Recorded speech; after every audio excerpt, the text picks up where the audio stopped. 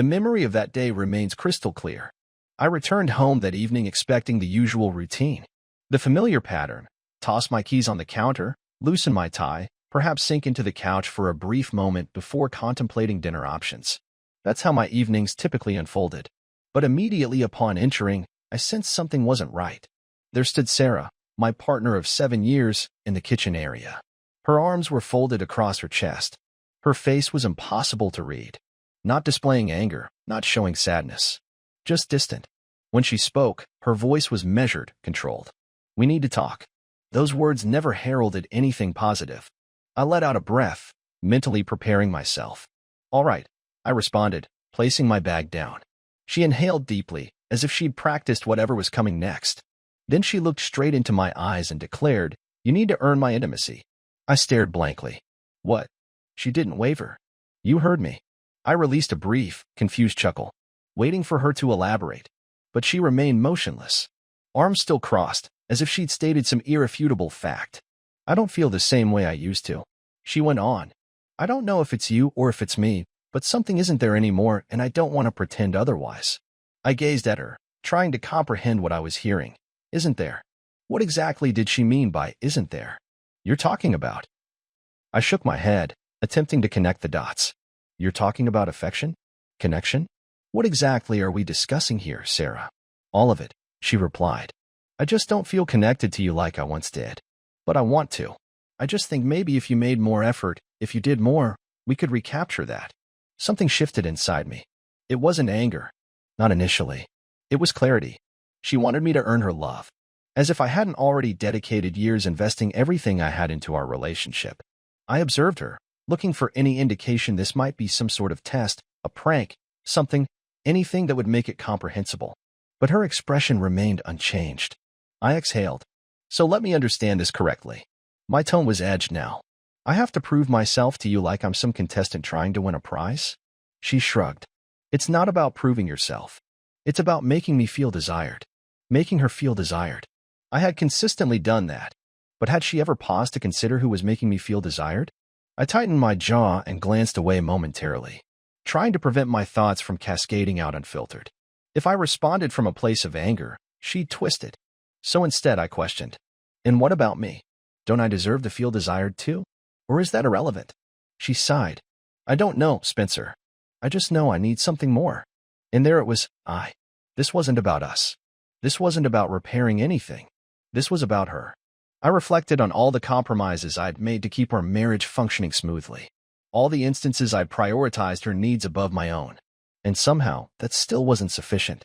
Now, unexpectedly, I had to compete for something I already believed was mine. And the worst part? She didn't even appear nervous saying it. I didn't challenge her that night. Not because I concurred with her, but because I needed to process. Sarah expected me to pursue her. She wanted me to rush to leap through whatever invisible obstacle she was establishing so I could demonstrate I was worthy of her affection. So instead of reacting, I observed. And it began immediately. The first several days she was subtle about it. Small remarks. "You used to surprise me more," she commented one morning over coffee, stirring her spoon somewhat aggressively. I nodded, but didn't engage. Later that evening, she sighed loudly while browsing her phone on the couch. "Well, my colleague Eric just arranged a surprise weekend getaway for his wife. Isn't that incredible? So romantic." Bait. I didn't bite. She peered at me over her phone, waiting for me to respond. Anything. Perhaps a defensive, "Well, I've done nice things for you too." Or a guilt-laden, "I should plan something soon." But I refused to participate in that game. "Nice," I said, returning my attention to the television. Her lips compressed into a thin line. That's when she intensified her efforts.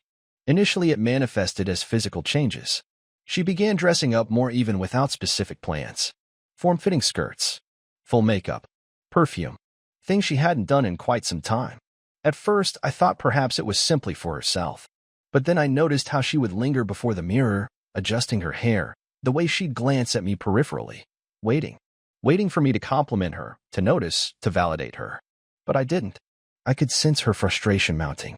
One evening, as I sat on the couch scrolling through my phone, she walked by deliberately, too deliberately, wearing an outfit that accentuated her figure perfectly. She paused before the hallway mirror, adjusting an earring, shifting her hair over one shoulder. I kept my focus on my phone, She cleared her throat. I don't know why I even bother looking nice. Then don't, I replied, still scrolling. She stood there momentarily, waiting. When I didn't respond, she walked away. The following morning she was quiet, not angry. Just waiting, expecting me to backpedal, to apologize, but I didn't. So she altered her strategy. She began making arrangements without me, socializing with friends more frequently, mentioning coworkers, particularly the men, as if their names were just naturally appearing in conversation. I recognized the tactic immediately. One evening, as I was preparing myself a drink, she appeared in the doorway, dressed in heels and a sleek black dress. Her lipstick was deeper than usual, hairstyled. She had invested time in this appearance. She retrieved her clutch from the counter and lingered momentarily, one hand resting on the surface. I might be out late, she stated casually. She was observing me, testing me, waiting for me to inquire. With whom? Hoping I'd ask, late? Where are you going? Anticipating some minor indication of jealousy, some signal that I still cared, that seeing her like this, dressed up, heading out, still mattered to me. I took a measured sip of my drink. Okay, I said, swallowing. Enjoy yourself. I caught it, the flash of irritation in her eyes before she turned and exited. And that's when I knew this wasn't about us. This was about control, and she was losing it. The less I participated, the more restless she became. She stopped testing and started reacting. Her subtle attempts at manipulation, the comparisons, the flirtations, the vague implications of staying out late weren't effective. And that's when I noticed something shift in her. She wasn't merely frustrated anymore. She was angry. It began with minor outbursts. One night she was preparing for bed when she blurted out, "You don't even try anymore." I was lying on my side, browsing my phone. I didn't even look up. Try what? She released an exasperated laugh, as if I were the one being unreasonable. To make this work, to fix things. You don't even care about us, do you? I set my phone down and met her gaze. What exactly do you want me to fix, Sarah? She hesitated. I don't know, Spencer. That's the issue. You don't do anything. You just exist. I inhaled deeply. So let me understand this clearly. You can't even define the problem. But somehow I'm the one who's failing. Her jaw tightened. She turned away from me and slid under the covers without another word. I sighed and returned to my phone. Then the situation escalated. She arrived home late one night, bursting through the front door and slamming her purse onto the table with such force I thought something inside might have shattered. I looked up from the kitchen, chewing a bite of my meal. Everything okay? Her arms crossed over her chest. Did you even notice how late it is? I glanced at the clock. It was nearly midnight. Yeah, I said, taking another bite. Her eyes narrowed. And that doesn't concern you? I swallowed. Should it? Silence. I could see the muscles in her jaw flex, her hands gripping her arms as if restraining herself from saying something worse. You don't even care, do you? She finally said. I set my fork down, wiped my mouth with a napkin, and then leaned back in my chair, studying her. She wanted a reaction. She wanted to hear desperation in my voice, to see jealousy in my expression, to feel like she still had influence over me. But I wasn't giving her any of that. You want the truth, Sarah? I said, my voice level. She didn't respond, just glared. No, I said, I don't. Her expression transformed in real time. First shock, then disbelief, then something else. Fear. She had invested so much time ensuring I felt insecure, so much effort convincing me that I needed to fight for her.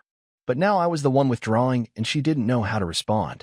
That night, I lay in bed, staring at the ceiling while she lay beside me, rigid, completely silent. For the first time in a long while, I felt nothing. Not guilt, not regret, not even anger. Just emptiness. And that's when I knew I was finished. The next morning I woke before Sarah. I sat on the edge of the bed, staring at the floor, listening to the sound of her slow, steady breathing.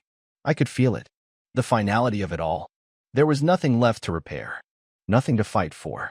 I rubbed a hand down my face and exhaled. It was time. I walked to the kitchen and prepared coffee. As I stood there gazing out the window, I heard her footsteps approach behind me. She was quiet initially, then, morning. She said cautiously, morning. She grabbed a mug and poured herself coffee, waiting for me to speak. But I didn't. Finally, she sighed. Look, about last night. I turned to her. I want a divorce. The words pierced the air like a gunshot. She blinked. What? I sipped my coffee, then repeated. I want a divorce. She let out a brief, almost amused laugh. You're just angry. She waved dismissively. You'll move past it. I shook my head. No, Sarah. I won't. That's when I saw it. The panic. Not sadness. Not regret. Panic. She swallowed, her hands tightening around the coffee mug. You're serious? Yeah, I replied. I am. She stared at me as if seeing me for the first time. Then she scoffed, shaking her head. You're being dramatic. I remained silent. Her eyes darted around the room, searching for something. Some way to redirect this back to me, to manipulate the situation as she always had. But she couldn't because for the first time in a long time, I wasn't playing her game anymore. That evening, I packed my belongings. Sarah sat on the couch, arms crossed, watching me, not speaking, not pleading, not stopping me because she still didn't believe it was happening. She thought this was just another of our disagreements. Another instance of Spencer will get over it. But she was mistaken. When I zipped the final suitcase and retrieved my keys, I paused at the door. I looked at her one last time, half expecting some last-minute plea, some desperate attempt to keep me there. But she just sat, lips pressed together, staring at the floor.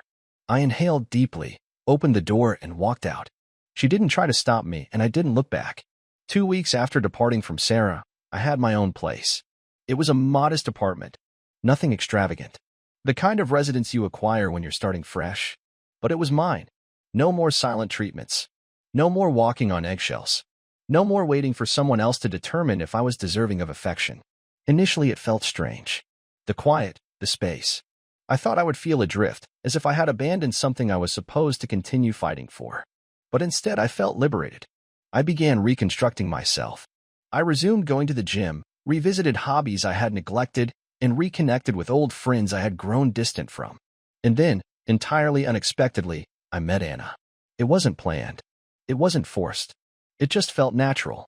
And for the first time in years, I felt desired without having to earn it. Anna was different. There were no games, no tests, no expectations hanging in the atmosphere, waiting to suffocate me. Being with her was effortless.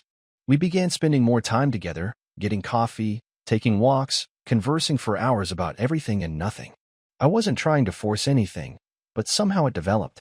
And then one evening we went out for dinner. When we finished, we strolled downtown hand in hand, laughing about something. That's when I felt it. A change in the atmosphere. A cold stare. And then we saw her. Sarah.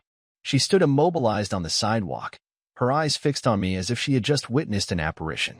For a brief moment, she didn't move. Then slowly, she took a step forward. Spencer. Her voice was soft, incredulous, as if she wasn't certain if I was real. I nodded. Sarah. She looked between us, her eyes shifting to Anna, then back to me. You moved on. Anna squeezed my hand. I kept my voice steady. Yes, I have. Sarah's lips parted slightly. She appeared stunned, as if the concept of me being happy, truly happy, had never even occurred to her. Her hands clenched into fists at her sides. For a moment, I thought she might speak, but she didn't. She just turned abruptly and walked away, her pace too quick, too rigid, as if she was barely maintaining composure. I watched her vanish into the crowd, knowing one thing with certainty. This wasn't concluded. And I was correct. The calls began that night. Then the texts. How could you move on so quickly? Did our relationship mean nothing to you? We need to talk. Please. I ignored them. Then she followed Anna on social media and messaged her. Stay away from my husband. I knew she would attempt something desperate. And predictably, she did. One night, she appeared at my apartment. Spencer, please. She said, tears in her eyes. I made a mistake. I exhaled. No, Sarah, you made a choice. She shook her head. You're my husband. I countered with a head shake of my own. Not anymore. She cried, begged. But it changed nothing. I'm happy now, Sarah.